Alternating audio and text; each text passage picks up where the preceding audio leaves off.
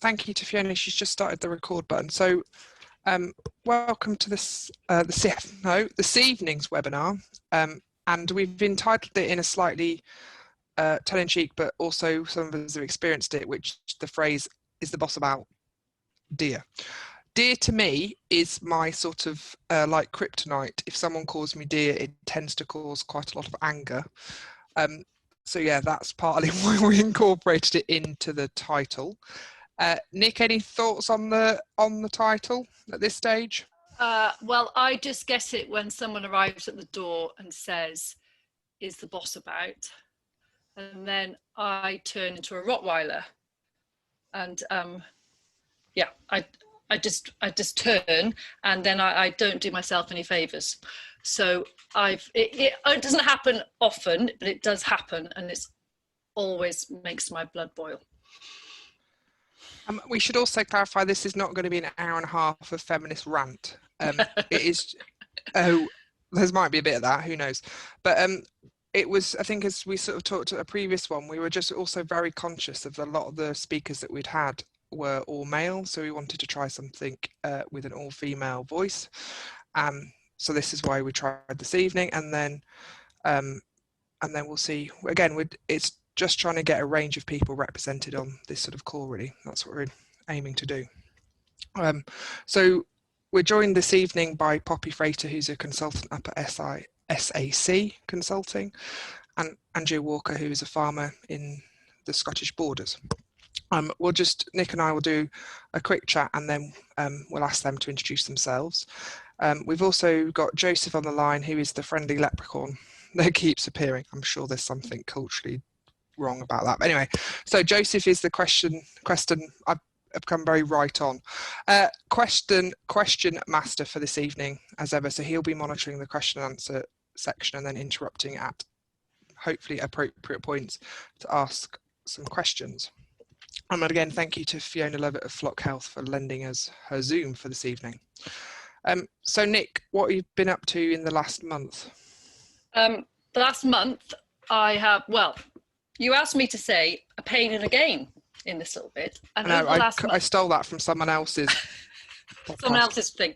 So briefly, my gain, I've got two gains if I'm allowed. One has been the kids getting back to school, which they are happy about, and I'm even happier. And the other one, I suppose, is grass growth, which is possibly slightly steady, but now we've changed the balance of cows and sheep. I think we're really seeing the benefit of that. All the lambs have gone, the cattle are all in one big mob, and I think we're kind of thinking that we're finally finding our kind of sweet spot, dare I say. The pain was actual pain. So we have chickens in these chicken tractors, and Reno made me go in and get right in there and pass these chickens to him. And then in doing so, I tweaked my back really quite badly, and I've been kind of hobbling around, kind of strutting around in agony for the last 2.5 weeks. And what it's made me realize is that when you're actually in pain, I've never had that much sympathy for people, but when you are in pain, it's pretty miserable. And yeah, so that's my pain, Liz. How about you? Have you developed any more sympathy or not? No, not really. Okay. No, I'm still quite hard. Well, my literal pain was I fell down the stairs and bruised the bottom of my foot. Who knew you could do such a thing? But I did. So that was mine. But my actual pain in farming world is that I live in Lincolnshire bit, and so we've just finished harvest, but everything is quite dry, and grass growth is not very happy. And I'm never a big fan of when the nights get a bit darker. And the gain really for me is I've got some really interesting projects coming up from work perspective in the next couple of months. And I suppose I should be excited that the sheep year starts again, but it just feels like it's come too soon. So tops will be going out shortly for me. So that's what I've been up to. So in terms of, obviously we're both farmers and we're both female. So what's your sort of, so my background is I come from a family farm and have grown up with it, but you're similar-ish, but you're now farming in your own right with Reno. Yeah, so I tried to farm with my dad and I couldn't, and it just wasn't going to end well. I did it for maybe 8 years and it just was a complete clash. And now and he was probably very much thought of as the boss, and my mum, even though she kind of worked outside, she was very much the wife and not the farmer, I suppose. And that kind of model has resulted in 4 very forthright daughters who don't really stand for being treated like that, I suppose. So anyway, so now Reno and I farm together. I do work off the farm, but we're very much a partnership, very similar, I suppose, to Andrea and Charlie, in that we are 50-50. And yeah, I just think it's quite a healthy way to be, really. But then I suppose I'm quite often referred to as the farmer's wife, which you kind of get used to, but when you think about it, it is quite irritating. How about you? We should start the phrase farmer's husband. I know. So the kids are called, you're called a farmer's daughter, aren't you? And that farmer is generally thought of as a man. So I think you just get used to it. You get used to it, and it doesn't, I think farmers are not bad for it, but I think maybe allied industries are. Yeah. But how about you? Yes, a similar-ish story. So I'm still attempting to farm with my father, and it ends up in falling outs quite often.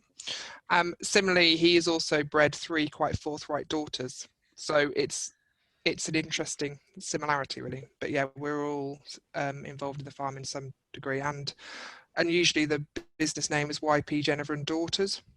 So, and most people do, it's still quite uncommon, to be fair. And part of that was my mum was from a farming family, and when her dad died, she got 0 of the farm. So it all went to her brother. And so from really young, it's always, and I was one of 6 cousins. The farm split through the family split, but anyway, and 5 girls, 1 boy. So like from whenever, it was always equal. Everybody could do everything they wanted to do. And I don't think it was anything. It wasn't to do with equality. It was just to do with there was jobs to be done. So, but I think change is happening, and I think it will happen quite quickly. Yeah. So, in 20 years' time, this conversation probably won't be happening. Let's hope so. Perhaps we can hope. Okay. So, shall we make a start? Yeah. So, I think we should. What would you like to do? Can I introduce Andrea, because she's one of my role models, and we'll be talking about that a bit. So I first met Andrea. I went to a meeting at a farm maybe 3 years ago, and it was with I think it was with the Soil Association. Andrea, you have to correct me if I'm wrong. Anyway, there was a consultant there called Andre, I've forgotten his name. He's Von Barneveld. Yes, and he was amazing and made everyone cry. And then Andrea stood up and made everyone cry again. And so yeah, they do a tremendous job up there, and they're a proper team and an inspiration, really. So I'm delighted that she's here. Andrea, do you just want to introduce yourself and just say a bit about yourself? I can give it a go. So I am Andrea Walker. I am part of Team Walker. I farm with my husband Charlie, and we've got 2 kids, Tom, who's 18, and Jessica, who's 15, who also help out on the farm, except for the fact that Tom has now left us and gone to Glasgow University. You may have seen him actually in Murano Street accommodation. I think they've been on the news. So that's another story. So we farm in the Scottish Borders. We are 1st generation tenants. Charlie does come from a farming background, but his family farm was sold off when he was still at school. So he had no options in that department. So we had nothing to hold us anywhere. So we met at Harper Adams, which was a very good thing. The very first day we went, we were introduced to everybody in our year, and at the end of it, the principal said, I can't remember what the percentage was, a very high percentage of us would have just met our future spouse. And little did we know at that point, but we had indeed met each other. So we met there, and I should say, I do come from a farming background, but my grandparents had a small holding in Cambridgeshire. I come from Cambridgeshire originally, and I spent a lot of time growing up with my grandparents, and my granddad was my massive role model growing up. He was definitely of the belief that girls and boys were equal. Whatever my brother did, I had to do, and vice versa. So he was the only role model I knew that was actually proof that the older generation weren't trying to hold us back. They weren't trying to dumb down girls. He definitely had me at the same level as my brother. So that's a bit of a digression. Charlie and I met at Harper. He worked up here for the neighbouring farm when he was on Sandwich. I came up, did lambings up here, and we both moved up in 1998. We worked for the next door farm. We managed to secure the tenancy to Barnside in 2001. We took it on as a very run-down farm. We had 3 swinging gates, and we have built it up to be a very progressive, I don't know what to say about it really. It's we're sort of pushing the boundaries. We're working hard together to try and make our farm a better place for the future. And yes, we're tenants, but we are absolutely looking to the future and pushing it on like that. I don't know what else. Yes, no, well, that's good. That's a good start. Back to you, Liz. And so the connection also with Poppy is that, so we'll introduce, or Poppy can introduce herself in a second, is that you're also the consultant at the Walkers, aren't you, Poppy? Well, I work with Charlie in terms of, he's part of our sheep group that I run, and he's part of a Farm Acts discussion group that I run, so it's 5. But I wouldn't call myself the consultant. I wouldn't say. Okay. That's okay. There's a connection. There's a connection, and I take students to Barnside and things like that. Poppy knows our farm as well as anybody does. She comes on, and we may not use her as specifically a consultant, but she definitely acts in that role with the groups that she's in and that Charlie's in, and with the students that come on. You hear it all and you see it all. That's right. Yeah. Which is great. And Poppy, how did you find yourself where you are at the moment in terms of the role you do? Well, I see the start of my career from AHDB, so I started there in 2012. I did an MSc in Agriculture and Environmental Science, and I was very much sort of more environmental focused, I guess. And then learning more about grass and the need to be resource use efficient, I guess, and how grass plays a big part in that kind of angled me in that way. And so I became enthusiastic about pasture management and rotational grazing. And of course that took me to New Zealand for 1.5 years. And then I took up this role at SAC in 2016. And I've been here for 4 years now. So, most of your work, it's not necessary. So you would do a lot of grazing systems, wouldn't you, rather than necessarily focusing on regenerative type approaches? Yours is mainly grass focused systems. Yeah, absolutely. So most of the time I'll be advocating for your standard rotational grazing, sort of the 3-leaf stage type, 24, 8 paddocks, 3-week rest, 3-day graze type system. I got into it actually through all grass wintering. That was my big introduction into it when we launched that project back in 2012, 2013, which I found a really nice route in, because all grass wintering was a simple way to kind of understand the principles, and you very quickly saw the results of it. So for those that don't know, sorry, all grass And wintering is with sheep, rotational grazing through the winter. so like the aim is sort of 100-day paddocks, isn't it? So you get your rest period and they're shifting them across.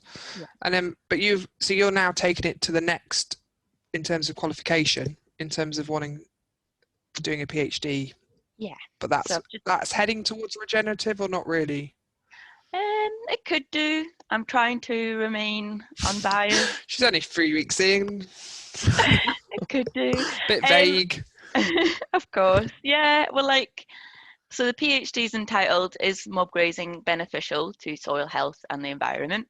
And it's me trying to understand, how grazing management influences soil carbon sequestration, soil health generally, food security, all the biggies, just saving the world. one grass leaf at a time. Yeah. And we briefly talked, didn't we, about there's been a lot of chat at the minute on Twitter and this week about the Netflix film Kissing the Ground. Yeah. And have you seen it? Yeah, so I watched that on Friday. Sorry, is it going to change the world? Yeah. I thought it was really good in countering the other sort of American style documentaries like Cowspiracy and I can't remember the other ones. So in that it brought sort of livestock. I mean, that was just a small part of it, actually. It brought livestock into the picture again as one of the solutions as one of our tools for climate change. It also brought in no-till. It had the likes of Gabe Brown. So I thought it was a really good sort of to give that balance to the argument again. I thought it was valuable. Thank you. And I suppose it is always this is the start of the question we always try to ask everybody. We always sometimes forget, which is, what does regenerative farming mean to you, Poppy? If someone asks you for a definition and you're in a pub, obviously COVID secure, and someone asks you what you do, how do you define it to people who aren't within the industry? Yeah. I'm at a bit of a head start to Andrea, actually, because I wrote an article about this for Sheep Beef News last month. So I think... I don't want a whole article. I want like 2 sentences, please. Okay, I've got it. I do the whole article, so I don't... Okay. Improving the land that's beneficial for future production, wildlife, and the environment. That's what it means to me. And I think lots of practices fall under this umbrella. We just need to have better understanding of how to quantify the benefits of these practices to be more assertive about how we use these practices. So things like mob grazing, no-till fall under this, and agroforestry. But yeah, in premise, it's just about improving the land in a way that's beneficial. So Andrea, you're organic, aren't you? Yes, we are. And how long have you been organic for? We went into conversion in 2004, so we've been organic for a long time. I sort of can't remember how to do conventional farming. We've been organic that long. It is a different mindset for us. It's thinking outside the box. It's the fact that you have less of a toolkit than a conventional farmer, because you don't have all of the extra stuff you can fall back on. So you're having to do a lot more planning, a lot more thinking. We work very, very strongly with our vet.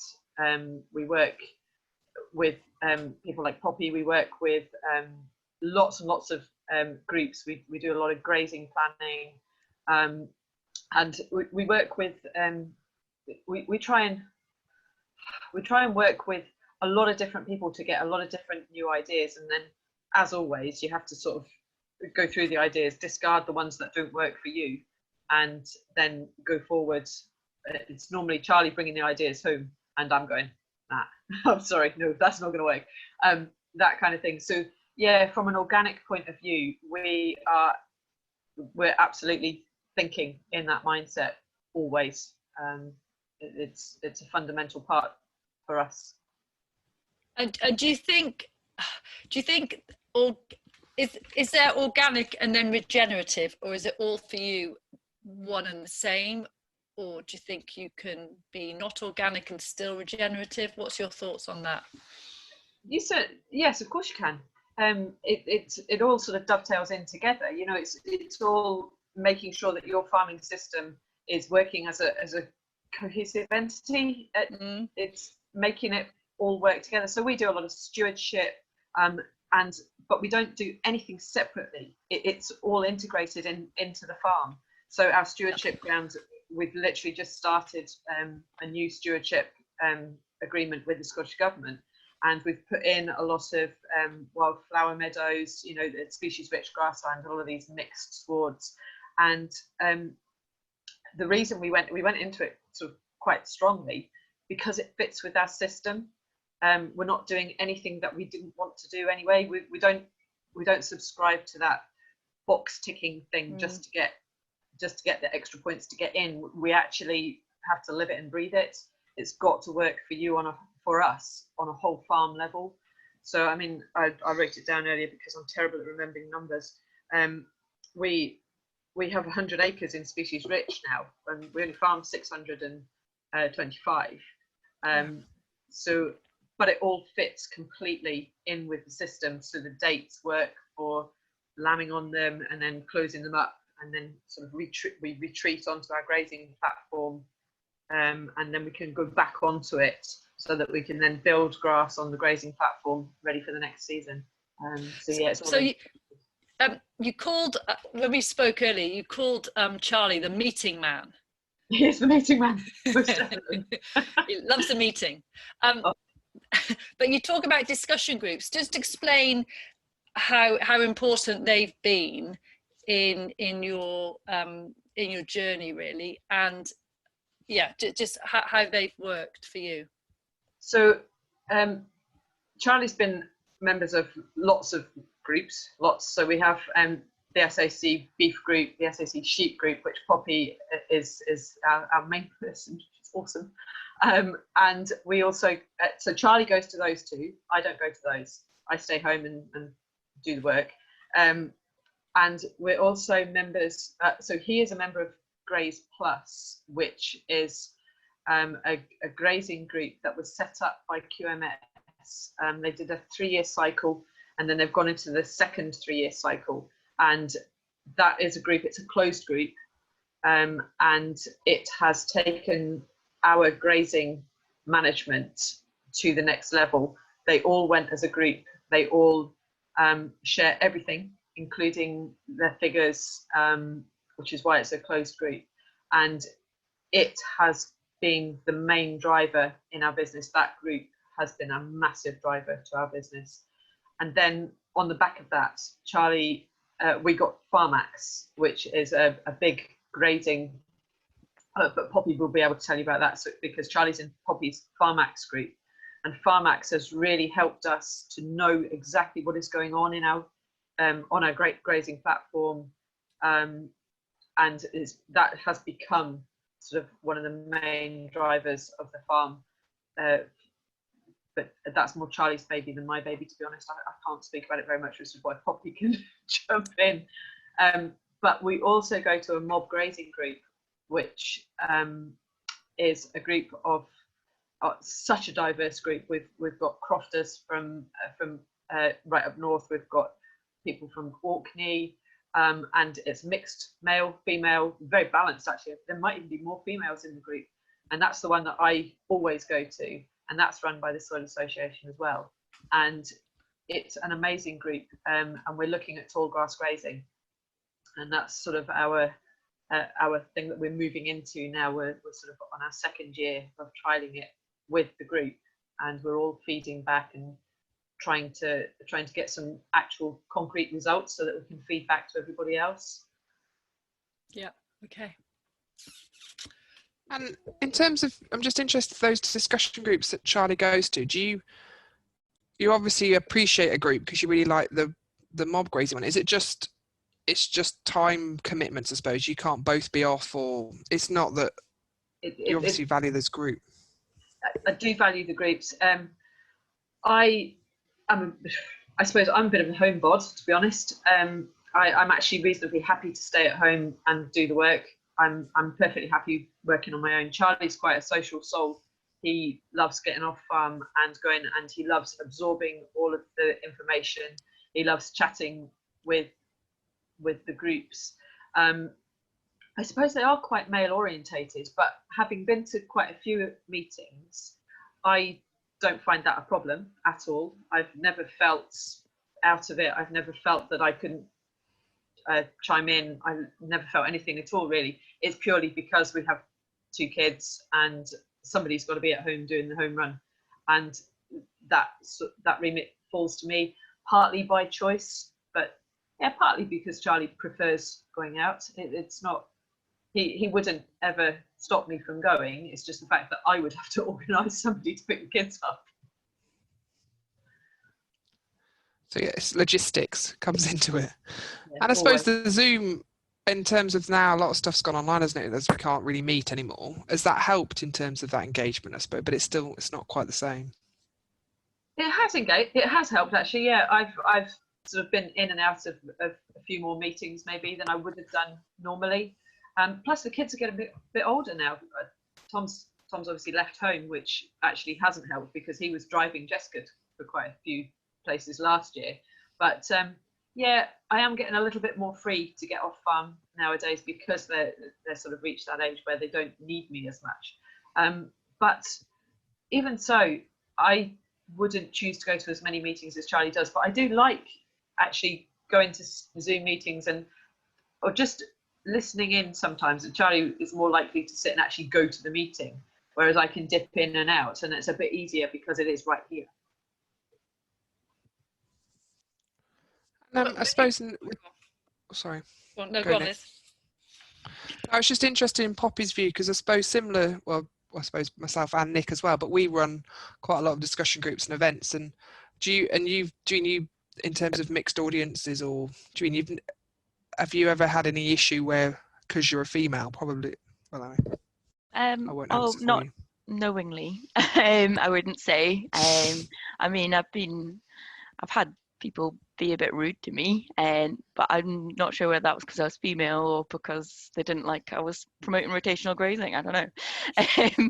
So yeah, but like They just didn't like your face, maybe. Yeah, maybe, whatever. So it might have been because I was female, or it might have been for any other reason. I don't know. Because I was English, maybe more likely.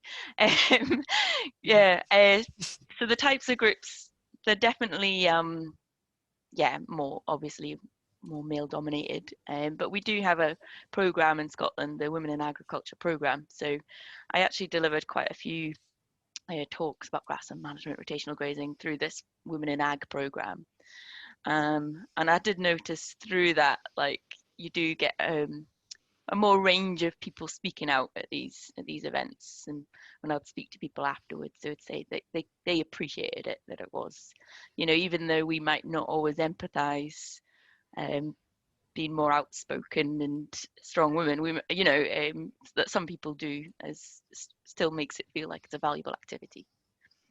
I think I agree, actually. I think for some women it is important that they actually have a forum where they do feel comfortable speaking out.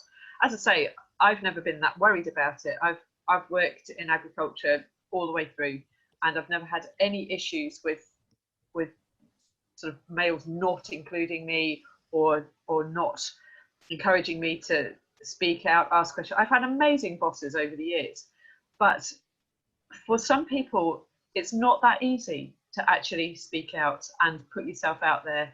And I think women tend to be a little bit more supportive of each other, just in their manner, maybe. Blokes can be very sort of, I don't know, not just cheeky and joshing with each other and mucking around, whereas some women don't like that. That doesn't bother me particularly, but I can see why there are some ladies who really, really would go to a meeting and go, can't say anything because it's a little bit intense and a little bit intimidating, maybe. I don't know.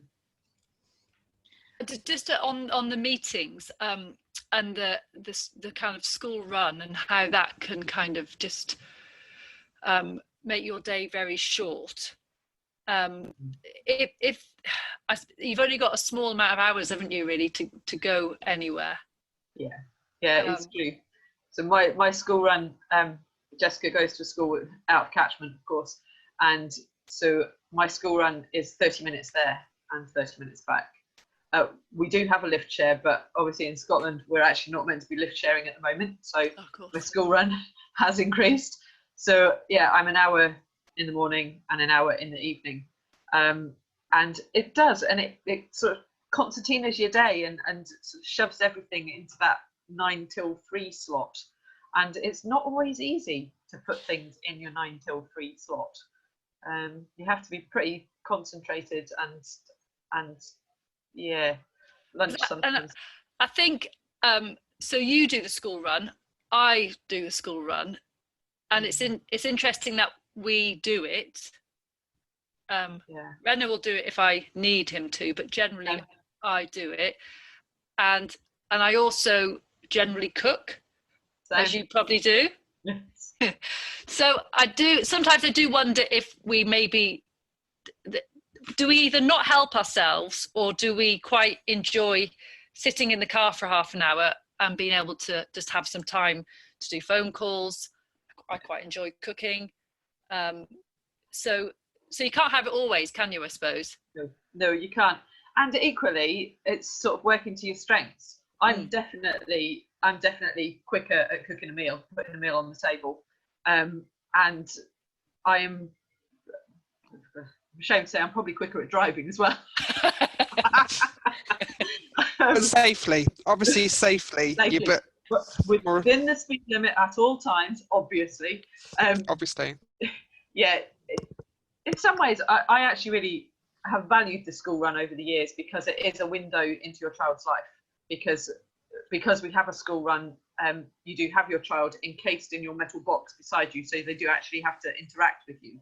So that can be quite a lovely time.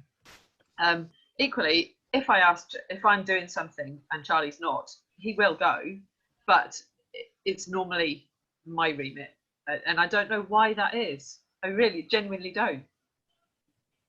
No, but it's like most women, I don't do much, but most women do most of the housework, don't they?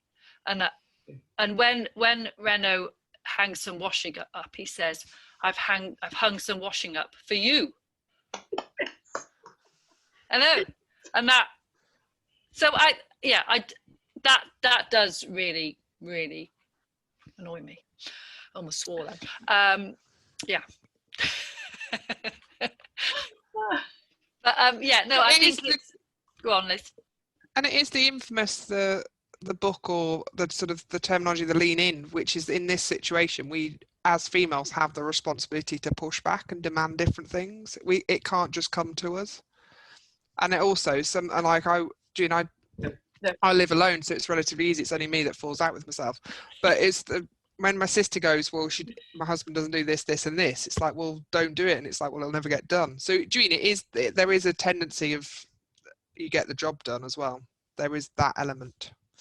It's easier just to do it yourself sometimes. Anyway, we have moved into feminist rants now. I promise we would. Back off.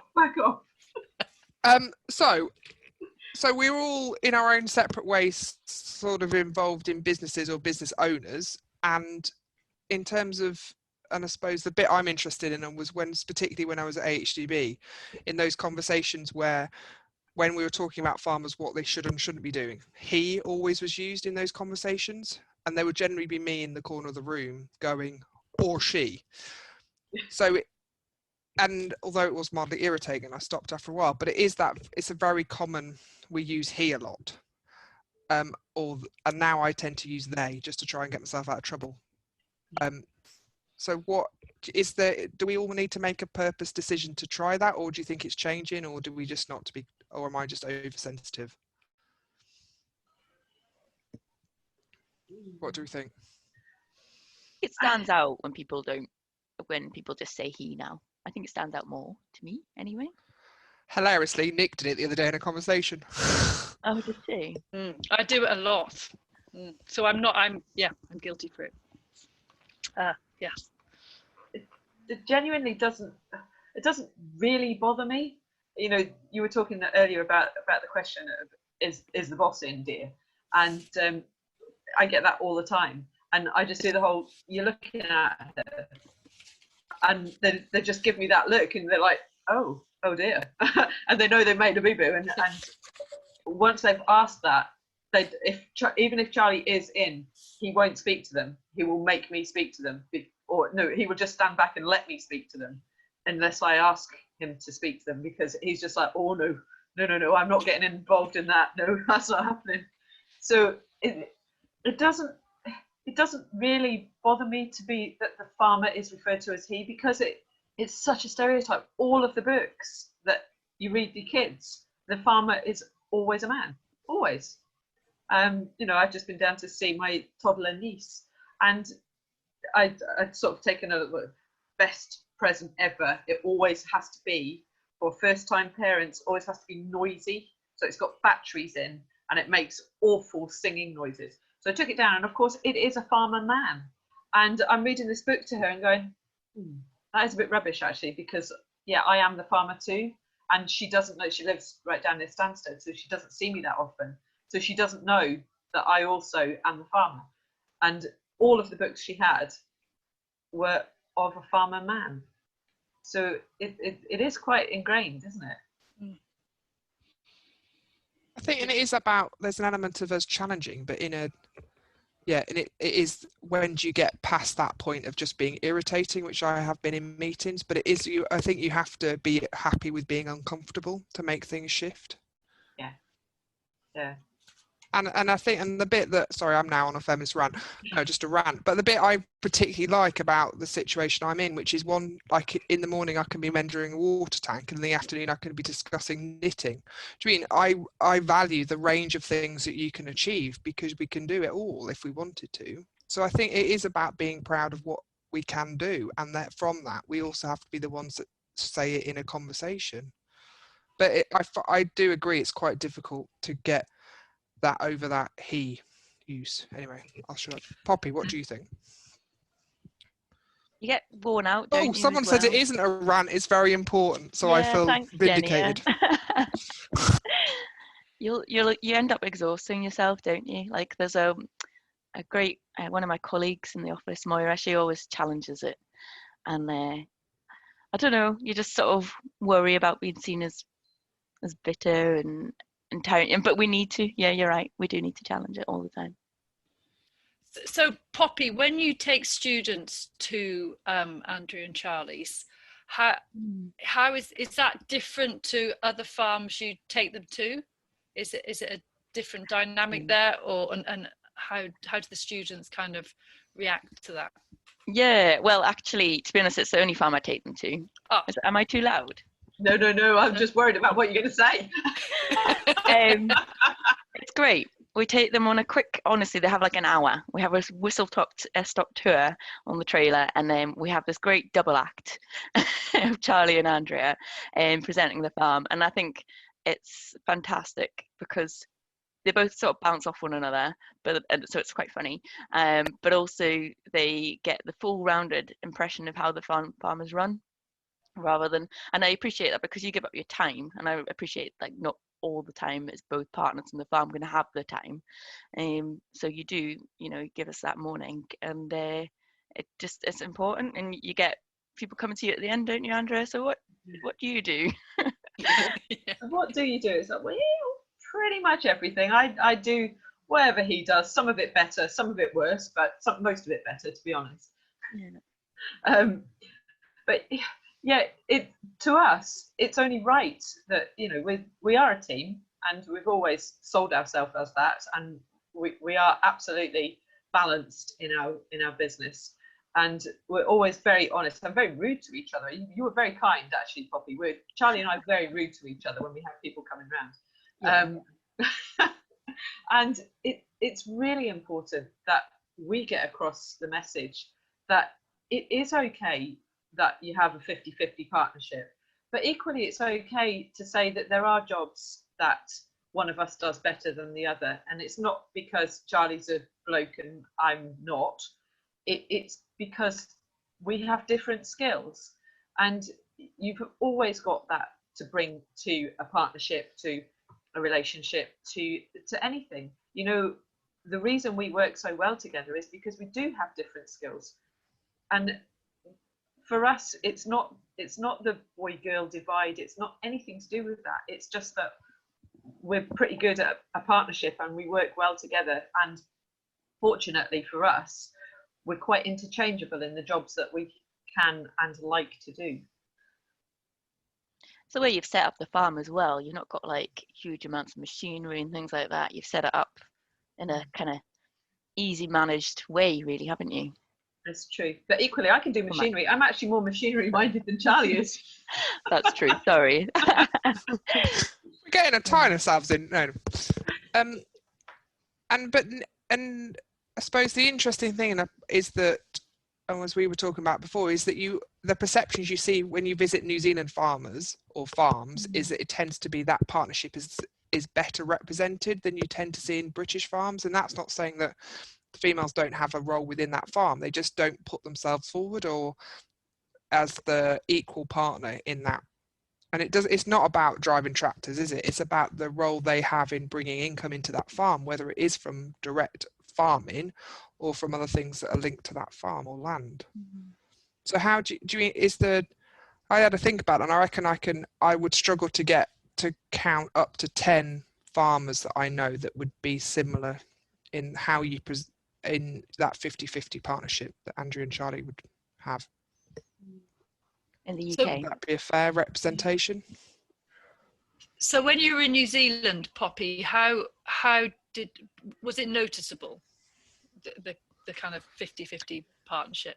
Yeah, I mean, I noticed it from here when there was a study tour from New Zealand, and they all came together as husband and wife. Actually, they all came as partners when they came across, and they all talked sort of equally as well. There wasn't, one dominating over the other.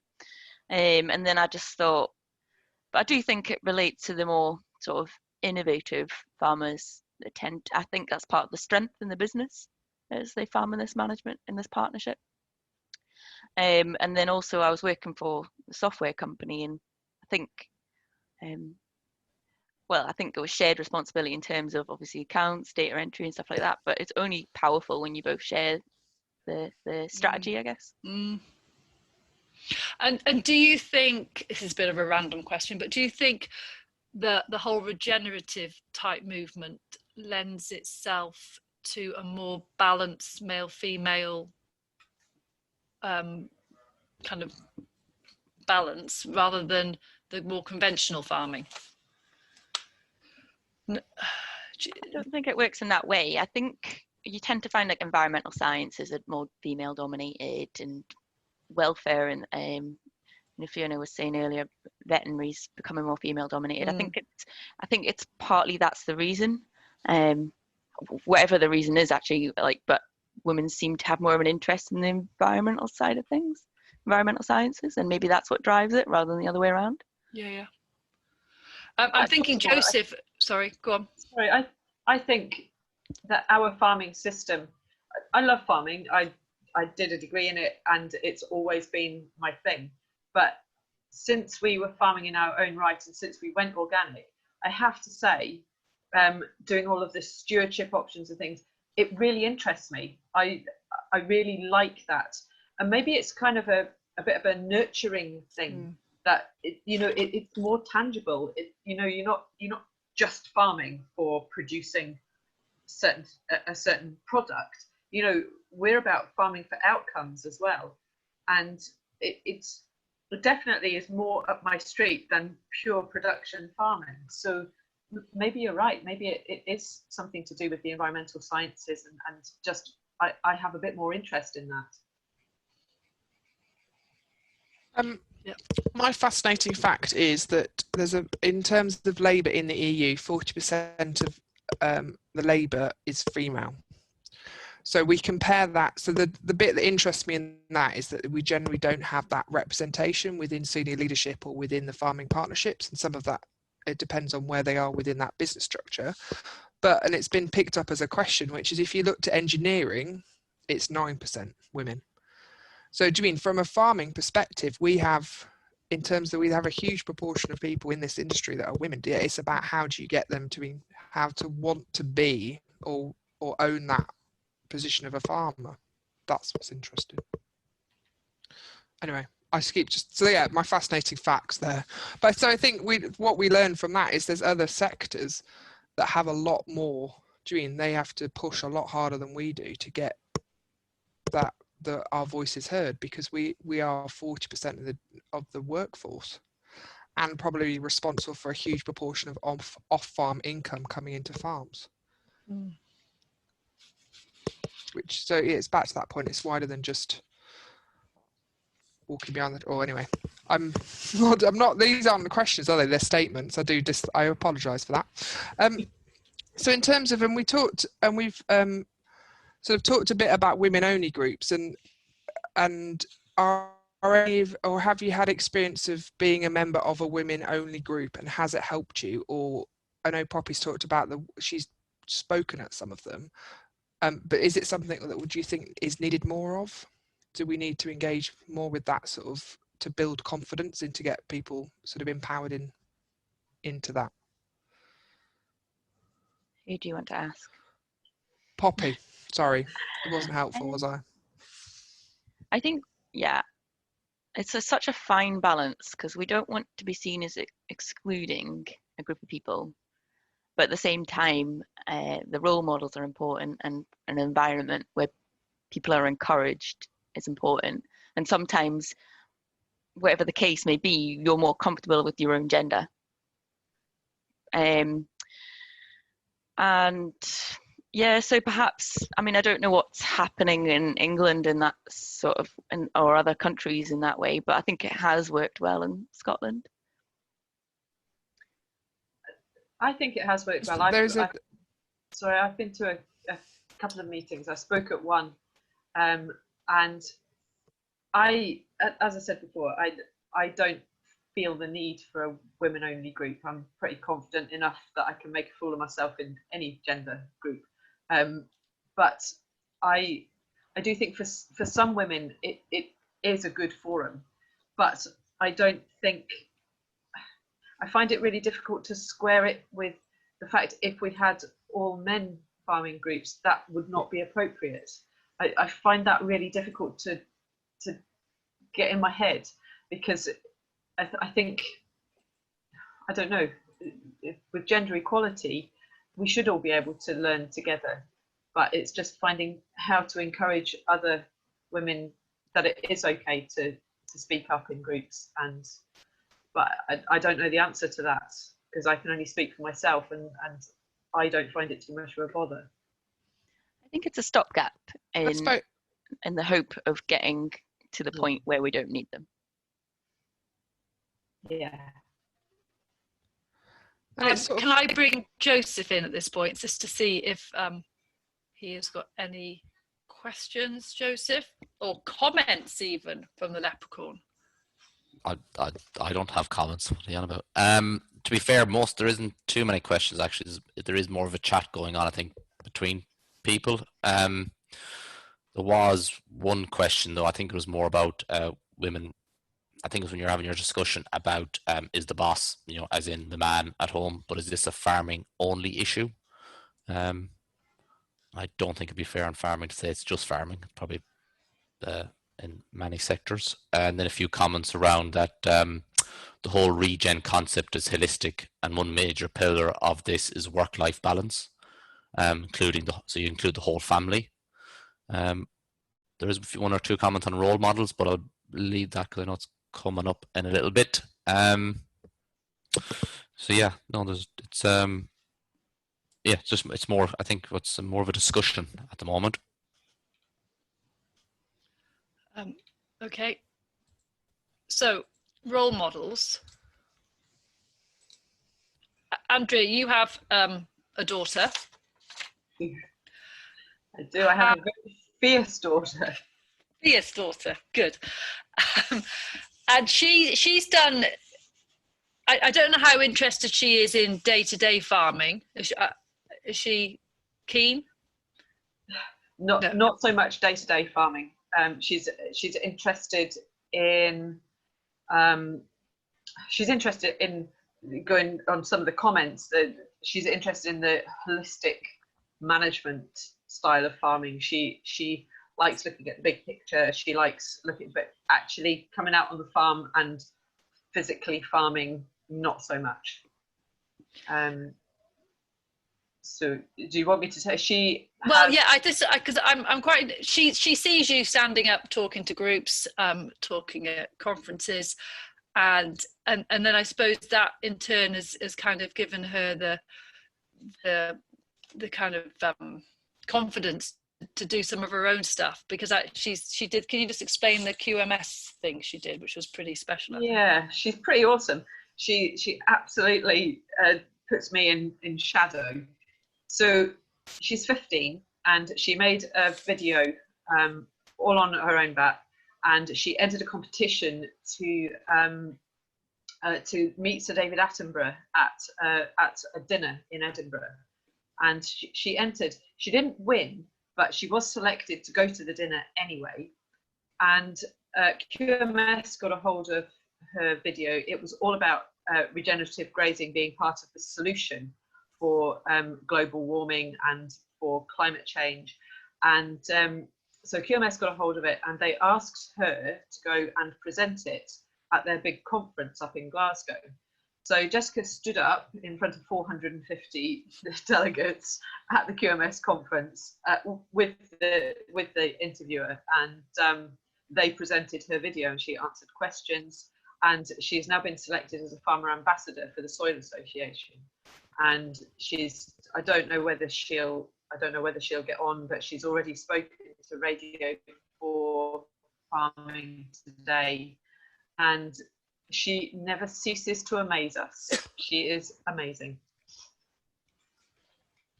But she's had you obviously as a role model, so I can do that. Absolutely. There's a big thing. This girl can, and definitely in our family, it's not this girl can. It's just you can, whatever you want to do. And it's the same for Tom. And we are just absolutely that. If you set your mind to it, whatever you want to do, you can do it. Just go for it. And she absolutely takes that and runs with it. She's been down to Oxford University. And she's only 15. She got selected to go to university. What the heck is that all about? So yeah, it is. I had really strong role models. You know, my mum was a single parent, and she did an amazing job of getting my brother and I up and running.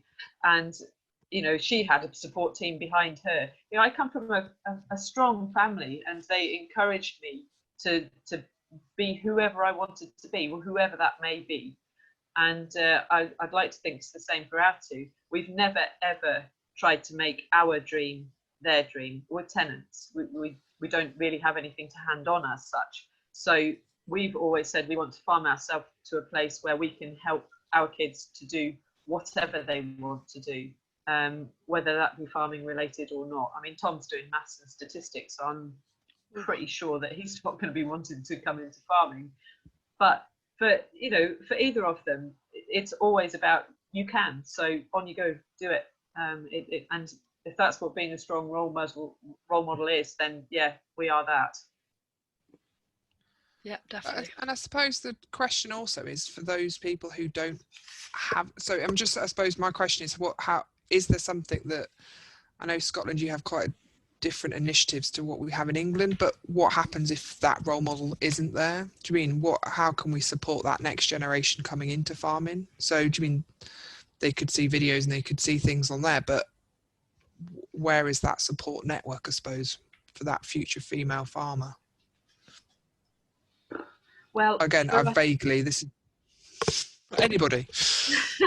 For us, Jessica has nailed it when, as part of her farmer ambassador thing, she wants to be talking to people her age and younger, because in Scotland we have noticed there's a big gap in education for our children. So at primary school they're doing lots of basic farming stuff. They don't get onto farm very regularly because it's quite difficult getting kids on farm. We set up a link with our local school and they would come on farm, and it was really hard, the amount of red tape to to bring children onto your farm is massive. So, but we did that, and that was really good. But once they get to secondary school, there is just a massive gap, a farming void.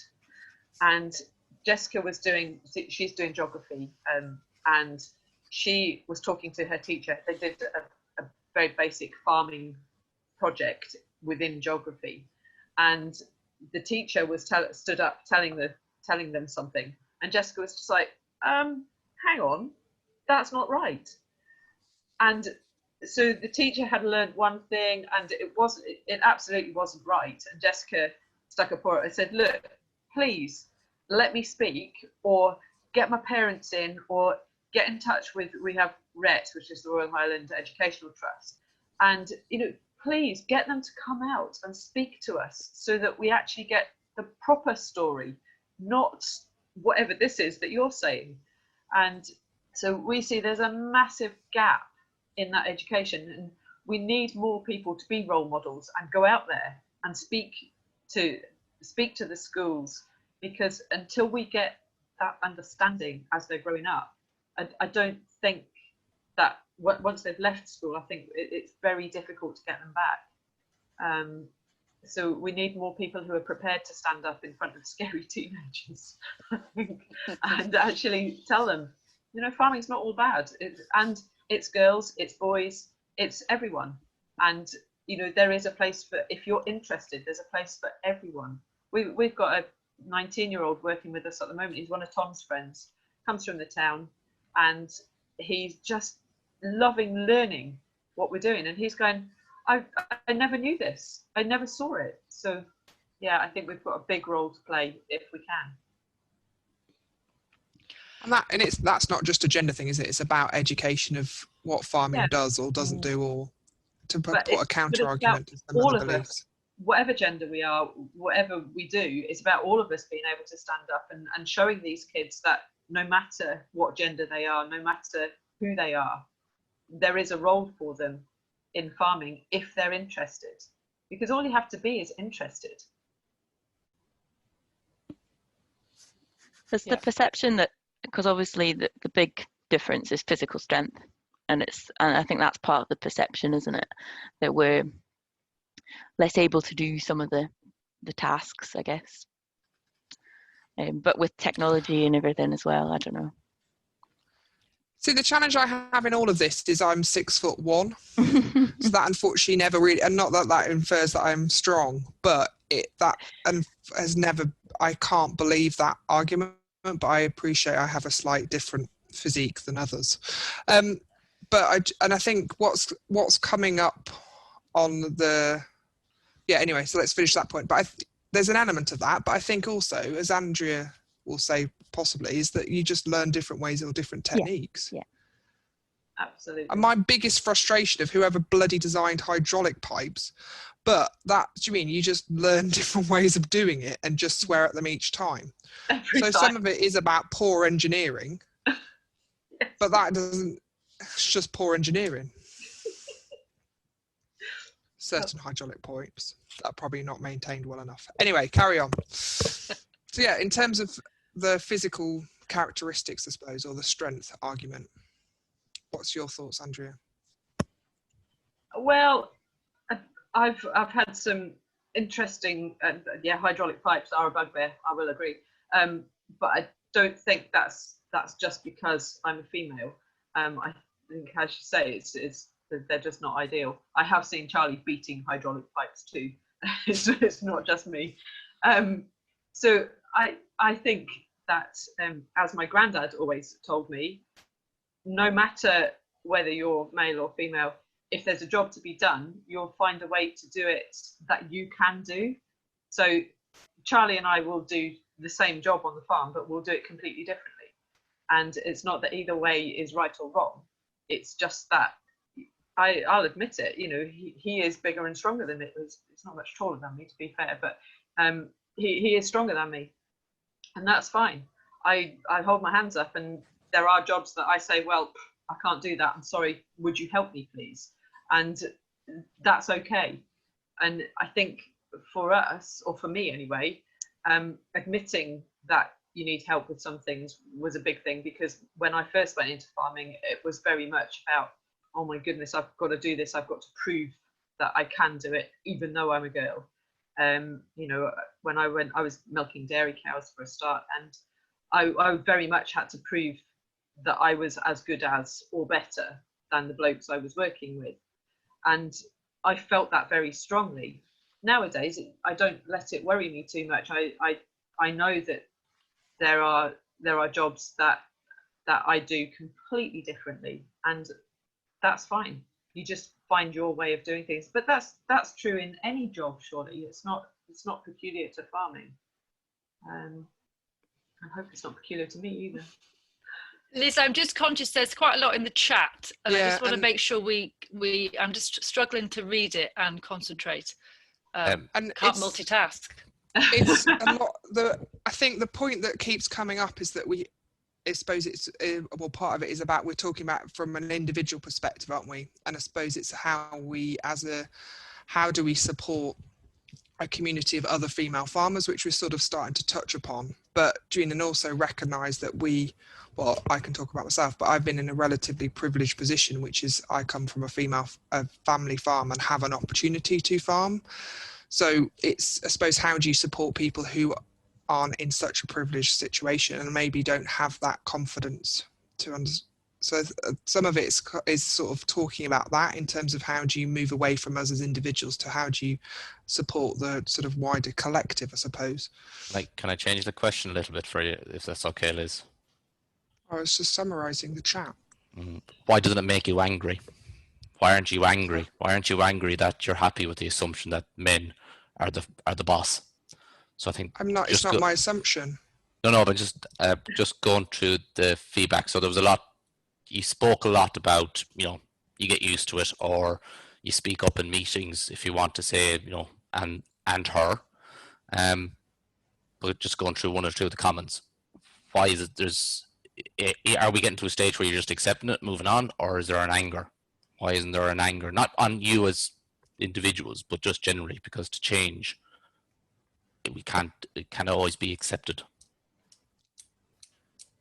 In terms of, from my perspective, I don't think I am as angry as I should be, because I don't often recognise some of the situations that other people get themselves in. So I've never generally with farmers had a situation where I have felt lesser because I'm a female in that room.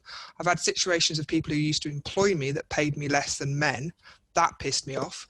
But in terms of farmers, I've never had a problem. As Nick said, I've had issues with people in allied industries. So I trust me, I can get angry about the situation. But in relation to the job I currently do, I don't think I'm disadvantaged because I'm a female. I think I'm actually advantaged because the conversations I have with farmers is a different relationship because of it. So, but a part of it is probably I need to get out and talk to more people who haven't had such a, I wouldn't say easy ride, but I have also recognised I haven't experienced everything that other people have. And it's all the underlying things, like you've had to work hard to where you've got to, like, and it's these sort of things that aren't obvious to us, that challenges you've overcome that aren't necessarily obvious and that you maybe haven't quantified, I guess.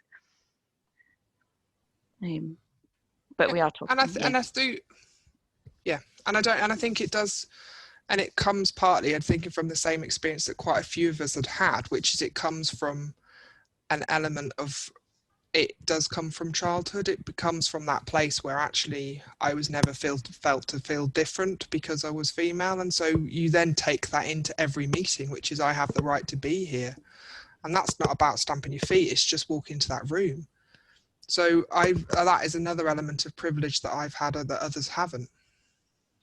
I think generally, for 95% of the time, you don't. Well, I don't see it or feel it, but when you do, it does it can knock you for six a bit. And I suppose that's what I probably need to jump on. But I think things are getting better. slowly, and there's probably certain areas like the allied industries, I think, are worse than farmers, I'd say, and you only see those people now and again. I'm in the fortunate position of I say that I haven't sort of really met with too much negativity towards me being a female in agriculture, but I have had experience of that sort of sexism, or is it sexism? I don't know what the right words are for these things, but where you are sort of made to feel as if you should be uncomfortable being there, because actually, do girls really do that job? But that was when I was a lot younger, and I think we are definitely moving into new grounds now, where we are all fighting hard and we are getting heard more, surely. The very fact that we've got together, you know, and we're all out there speaking to people, surely that's got to be a big step in the right direction. And you know, Scotland's doing so much with the Women in Ag meetings to encourage people to speak up and get more confidence. I don't know. I feel quite positive about where we're going. Yeah, but I think it is. Yeah, it is about complacency, isn't it? And that's, do we have to keep? And during the what has come back is it's about the fight. And then I don't know whether if any there's been quite a few sort of various TV programs at the moment in terms about the sort of gender equality in the 1970s, and I looked back at that and went, I've never been on a protest. Why am I not fighting more? And you realise that it has shifted on, but are we actually making enough of a stand? I don't know. I don't know the answer. I asked myself that. One thing that I spoke to Charlie about this earlier, and one thing he made very clear was he always talks about us and our business and what we are doing. So it's not just me speaking about it. It's the fact that he, as a man, is going to all of these meetings. And for him and for all of the people that know us, it's definitely us who's doing the farming. And he's very clear about that. So if more blokes are happy to share that we inclusive thing, then maybe we will get there sooner than we think. You know, maybe just within our relationships, we need our blokes to be standing up for us as well and putting that message out there. I don't know. I think more than anything, I think that's where it needs to come, because I think that's where the issue lies. It's with men making the wrong assumptions. Yeah. Yeah, I think Charlie does fly my flag pretty well. He does. And you both went up and collected your Farmers Weekly Grassland Manager of the Year award together. You were not keeping me off that stage, Poppy. And so in terms of, so to sort of start to think about it, so in terms of what I'm about to go on a protest, I don't know where, but I'm going on a protest. But what else do we need to, what else can we do? Do you mean we have powerful voices on the 4 people on this call? What else do we need to do? And that's to Poppy really, to start off with, but what do you think as this collective of 4, what could we be doing differently?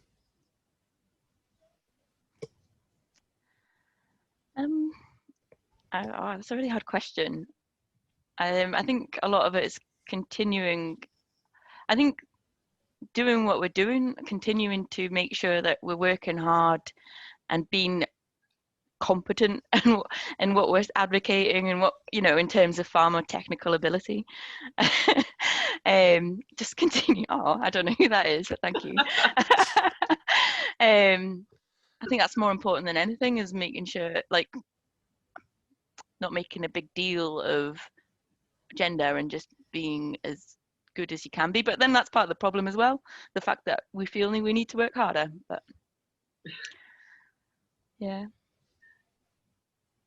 That's not a great answer, is it? But I don't know what else to say. But no, it's about, so it's doing more of the same, isn't it? It's not about, we haven't won the war, not that there's a war to win, but we still feel there is more to sort of give, and I think, as you say, it's not my point about feminist ranked, it turns people off quite quickly, doesn't it? And actually how we're doing it now, which is slow and steady, everyone with us, is a way of doing it, and it is moving in the right direction.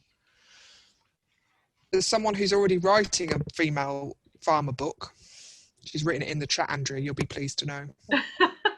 Yeah, and I do notice Mrs. Boot. Oh, I remember Mrs. Boot. Yeah, I do think that you know, we were talking earlier about Charlie going to the meetings and me staying at home. Well, maybe sort of now the kids are older, maybe I do need to get out there more. Maybe I do need to be providing a bit more of a forum and a bit of a face for women pushing forwards. Maybe, you know, I don't know how the blokes in Charlie's groups are going to feel about me turning up rather than him. Although I noticed Giles was made a comment, so he's already said I should go instead of Charlie. So maybe I'm onto something. So it's but then again, so that's once you mean provided the opportunities, isn't it? So it's to be out, is to go out and not challenge. Again, I don't know why I keep using the word fighting, challenge, all of that is quite a negative term, but it's again continuing the work you're doing, I suppose, to summarize. Yeah, just sort of put yourself out there, and again, you know, you're talking about role models. It is about sort of pushing yourself forward a bit more, maybe, because people need to see that we are there and we are working away and we are a massive part of things, and actually they just need to see that. You know, Kate Rowell is amazing QMS because, you know, she is a woman standing up there, and she is sort of shouting out about women getting themselves a voice. But yeah, we just, yeah, I don't know. But I think also within, so I'm at AHDB, and I think we probably need to work harder to, when we invite people to meetings, it's more of a business invite rather than just assuming, which we Mr. probably so it's the to invite the whole business, to the decision makers, both of them, probably both, to the meeting. But also, Andrea, we talked a few days ago about we need to play to our strengths, don't we? And you talked about someone asking you about if you sold meat. Can you just explain that story? Because I think that's, we're probably better than men at some things, possibly. Yeah. So I took my daughter dances, and I do spend a lot of time not only on the school run but on the dancing run. So I had taken her to dancing, and I was talking to some of the mums outside the dance school, and we were chatting about their jobs, my job, and we got around to talking about how we farm, and I was explaining the farming system and the fact we're organic, and this is what we did, and we were doing you know, trialing these grazing systems, and they were really, really interested. But the upshot of the conversation was, where can we buy your meat? And it just brought this whole thing to a head. People and the people who are in charge of doing the shopping, whether that be the wife or the husband or whoever it may be, they're really interested in our farming story. And in some ways, we need to be selling our farming story, not just as a man, as a woman. We need to be selling our farming story, because these women were just like, oh my God, I didn't know this. How did I not know this? Why? Where can I buy it? You know, we don't sell direct at all, but I could point them in the direction of our friends next door. We've got farmers sort of either side of us who do. So I was able to point them in that direction. I said, like, you know, ladies, you need to do a little bit more local homework, and I can help you with that. We can do that. And it was just lovely making that connection, and that goes back to the whole education and schooling thing. Yeah, you know, and I suppose as women, we're maybe because I am doing what I'm doing, maybe because I'm on the school run, because I am doing the ballet run, I do have a little bit more of a forum in order to speak about things on a more basic level. But they were so into it and so interested. So I think maybe it is a good thing that I'm on the school run, because they were able to connect with me on a very, very strong level. Yeah, I think, as you said before, the farming void, when kids become teenagers, and I guess we've just got that. We could work quite well in that space, couldn't we? I think, with the marketing and stuff. Absolutely. Yeah. So, Liz, what time is it? 12 minutes. Yeah. No, I'm feeling. I don't know why I'm just feeling. I'm about to go on a protest of established. I feel like we haven't done a job well enough. I don't know why. I feel like we haven't empowered enough people. But maybe it's not our role. But I think we have a role in it, and I'm trying to work out what it is, without declaring ourselves to have a women in agriculture group. I just know from my experience of working with groups of farmers is that the groups work so much better when it's a mixed group of people, and so it's trying wherever possible to get everybody's voices in that room heard. And as the facilitator, it is about trying to bring everybody's voice into that room, isn't it? And but I also accept that some of people don't like that and so how else can we offer opportunities? And I think the Zoom one's an interesting one, because it's a very different way of getting information, but it might help that those people who don't want to go and sit in a room and listen to somebody talk at them. So I'm just intrigued by sort of exploring it further in terms of what we can do to sort of encourage. And I'm just also very conscious of when we started to pull the carbon calling program together, is that we were quite conscious that there was only one female speaker in it. And so it's also, we weren't going to go there, but I'm going there. The recent tweet on Male, Pale and Stale that came out of Farmers Weekly, which wasn't about the individuals that were being berated on Twitter because they happened to be male, pale or stale. It was also the responsibility of the organizer of that session to actually be more responsible about who they were willing to put on that plate, on that stage, with the knowledge of how much conversation there is going on at the moment about inclusivity. So I think we all have a role in that conversation. If we're planning or doing things, is to try and see how we can get voices represented on those platforms. I think anyway. Poppy's reaction at the beginning when we said that she was the consultant at Barnside, and she was like, "Oh no, I'm not," and then Andrea really rates her. That is such a woman reaction. Because I think it's a thing that women only go for a job if they are overqualified, whereas a man thinks, I can wing this, possibly. And yeah, so we I suppose need to be more confident, don't we, in our abilities. Wouldn't you agree, Andrea, that Poppy is important at Barnside? Absolutely, Poppy is important at Barnside. Leading question. No, she's rubbish. There she goes again. We're very lucky at Barnside, actually. So we work with Farmstock Scotland, and the lovely person who comes out to draw our lambs for us is also a girl. So Vicky and I have a really, really good, strong relationship. And actually, Farmstock Scotland have loads of girls as their agents now who go out on farm selecting, and lots of lovely young girls coming through.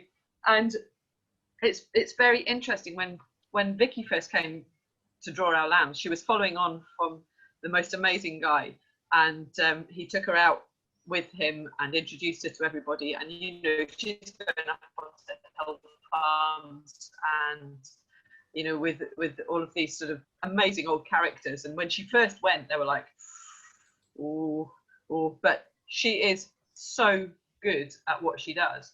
And I'm guessing that she's sort of charmed all of them, but it's absolutely brilliant because she also is out there. She doesn't make any it doesn't make any difference to her that she is a woman going out onto these farms, and it doesn't make any difference to any of us anymore. She's just Vicky, and so we need more women who are prepared to just put themselves out there, I suppose, and be ambassadors for women in farming and agriculture. And you know, what we're doing is not, I don't know what I'm trying to say here, I've got a bit lost, but it's important that us women do just go and do what we're good at, no matter what the job is.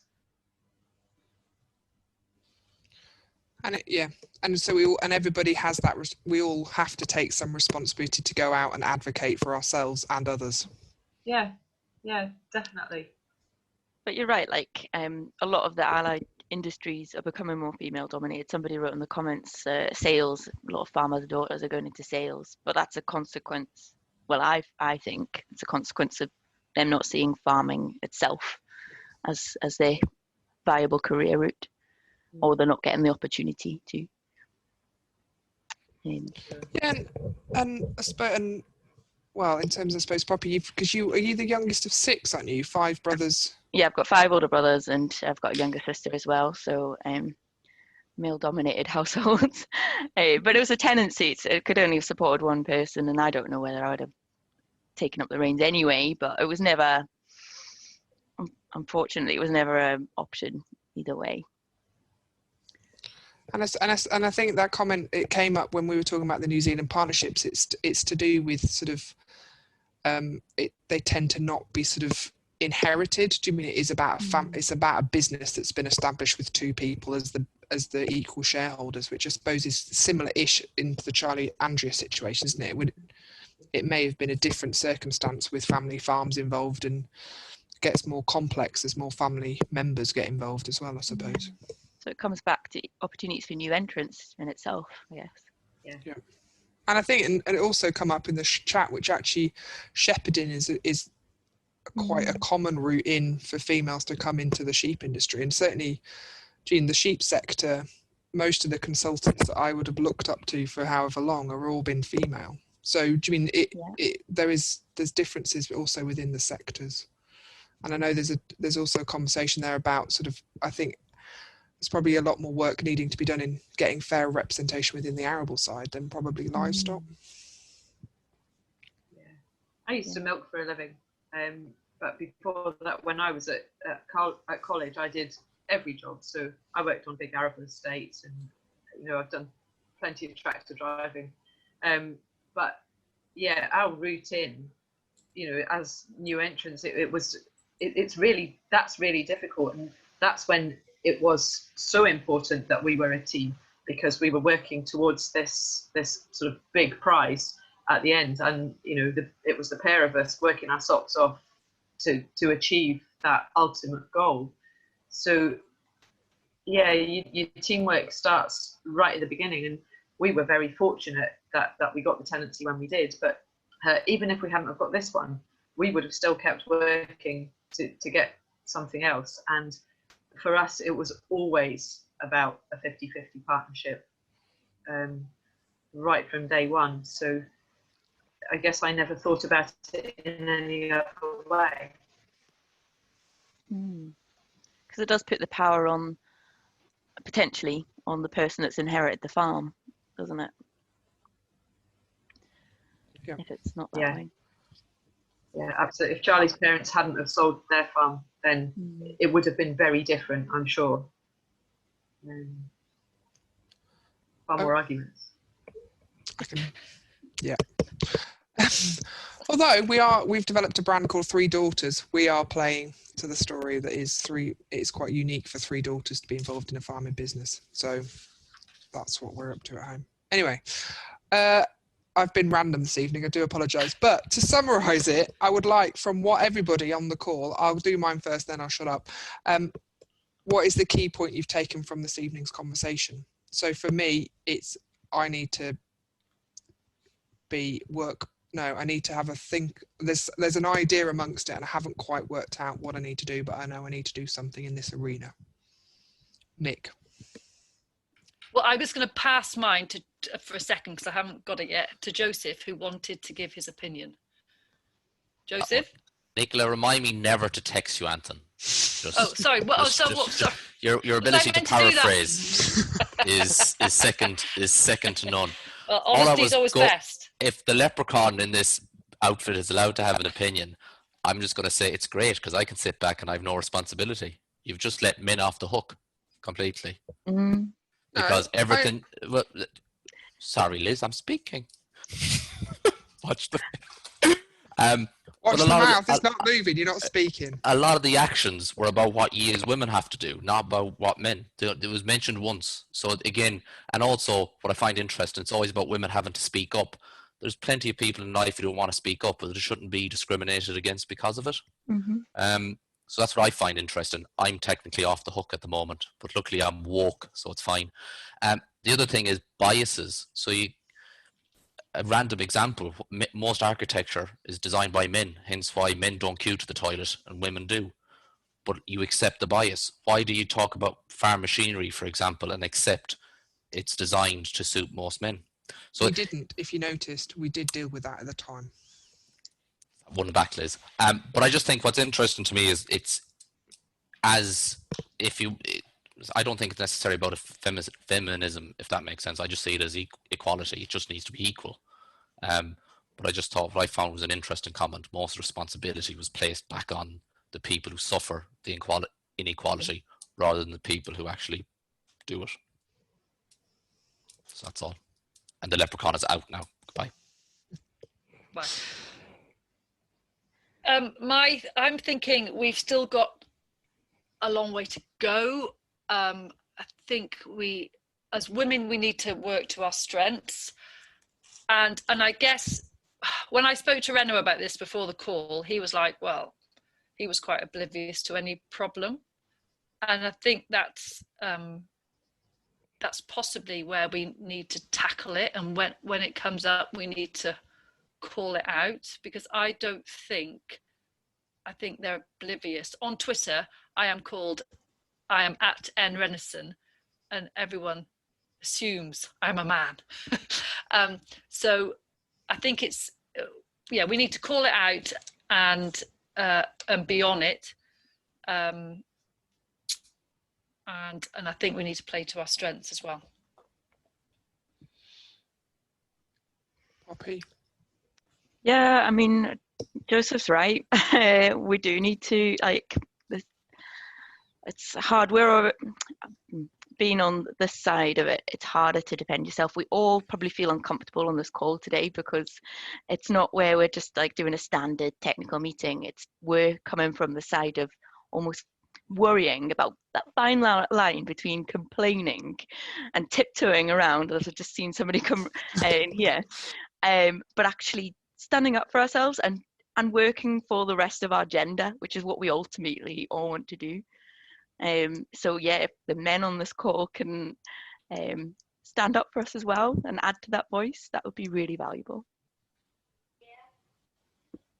Well, as I said earlier, I think Charlie is my biggest cheerleader.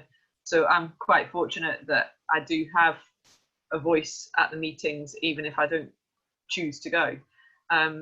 But yeah, we need to all stand up for each other, all sort of promote each other, whether that be our partners promoting us or us promoting our partners or us women promoting each other.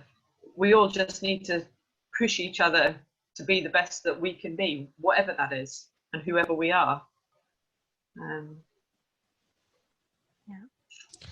And then we're going to crowdfund the book that we've heard about this evening. Anyway, I continue my random thoughts. But thank you. I know, and I agree that I haven't been in a comfortable position for most of the evening, and I don't know why. So I think the more we talk about it, the more, and I appreciate how we've spoken about things as potentially upset people on the call, but part of it is that we have to keep talking about it, doesn't it, until it starts to be slightly less awkward, or we don't stumble around what words we can and can't use, which is, I think, part of or certainly some of my issue. So I don't want who am I going to offend next? In our defence, Liz, we have set this up. We have got Joseph's help. Slightly annoying sometimes, but we have got his help, and yeah, we're doing this, aren't we? So. Yeah, and as we're saying, which is because we haven't been perfect, we beat ourselves up about it, and actually we've moved a conversation on, and is good enough. We didn't need to solve we were never going to solve it tonight, but we've moved it on a bit, hopefully.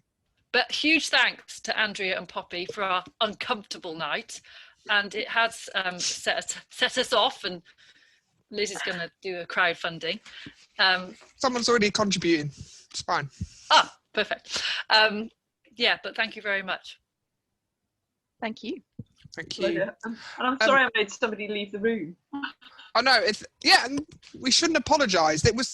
She should have engaged anyway. Now I'm accusing her of leaving anyway, but I think it's the part leaving hasn't necessarily helped us, apart from it's made us feel bad. We need to now understand what, in her opinion, what we should have done differently, because that's what then helps the next conversation. Sorry. She can get back to us, can't she? She that can. would be really interesting. Yes, right. As ever, thank you very much. This has been recorded. I might delete it on purpose. But anyway, no, I will not. So you won't. And it will be on YouTube, hopefully by the end of the week, and it will also be on a podcast shortly, and that will be circulated via Twitter when they're both available. The next one is generally in a month's time. We haven't decided the date yet, and the subjects are either going to be one potentially on dairy farmer and how can dairy farming be regenerative, or potentially can we do regenerative without livestock. So we're just still working on those two subjects, but one will either be next month and the next, so both of them subjects will be coming up anyway. We just haven't decided which one is next yet, but when we do, we'll let you know. Again, thank you very much. Thank you. Thank you. Bye. Bye-bye.